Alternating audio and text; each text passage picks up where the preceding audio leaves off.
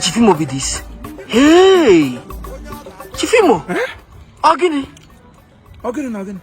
Gini ki mro nwogi here. Ile hanya na miro. Ihokuri hogi. Oh, the look onto my look. Yes. Yeah, you know, remembrance. Ta won cheta omumu odogu. No ta kwano mother Sunday. Ndi nne niile no nwa niile ta ka na eme Mother's Day. Ewe eshi ndị nne amụga nwa. Adịghị ọbụla gbasa ndị nne na nwa na akwa aga.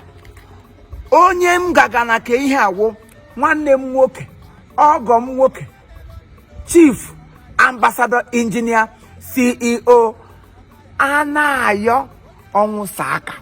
Aha nwunye kwanu Linda Azoma Onwusaka. Nwanyi were di ote tige no bi di were kwanu nwunye tige no bi. The two both of them are with their heartbeat under their capacity. Hey. Ta ka na-eme ncheta ọmụmụ ta birthday ya 50-year birthday.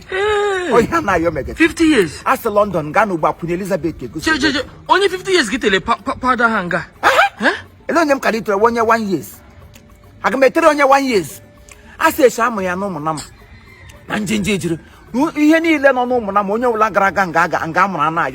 I get you bucket. I'm a gear powder. It is a matarice and a beans. I'm a gaga powder. Give me and then that's mum care. Mamma says she can edge powder, call matranga, a painty kitchen.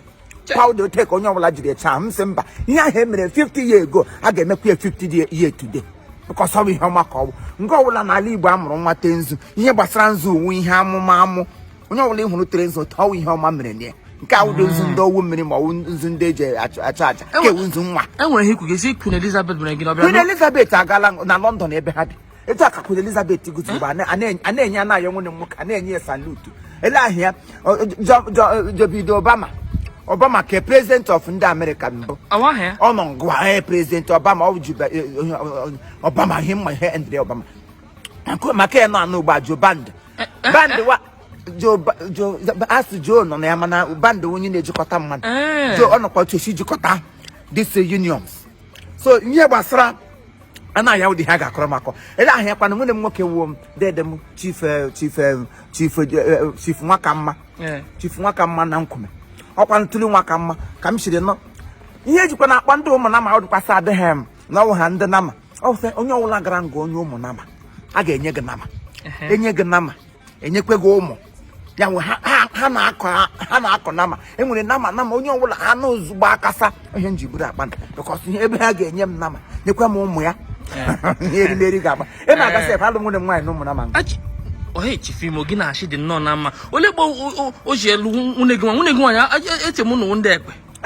Ndị ekpe ga-adịwalụ mma. Ada nne m na ụmụ nama ka alị. Anya lụkwara ya Chief David mmanụ. Ọ ya alụrụ nwunye m nwaanyị chọọ. Ụmụ nama ha awọ ha mmanụ. Onye ọbụla bụ onye ụmụ nama.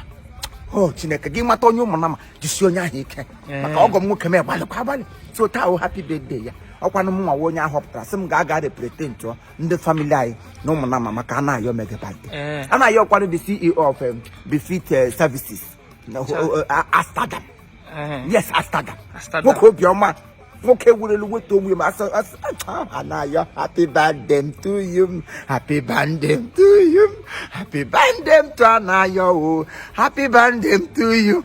Ha ga-erita ngoma mnata ni utane shenya nyama hello Nigeria bom ma wawdo tele mana ihe ndocha na akpoka ha bom onye ịga nga hotel hello ha igeri katachi ngom 2 week ụtọ ya pụbedo gị n'ọnụ ma gala ngwanu isi kelekwere m ngaru gbakwa Prince Nwakamma Prince Kennedy Nwakamma onye nku ọ ya kwa ọ nọ nga Linda no kwano ihe niile wu ndị Igbo nọ na London.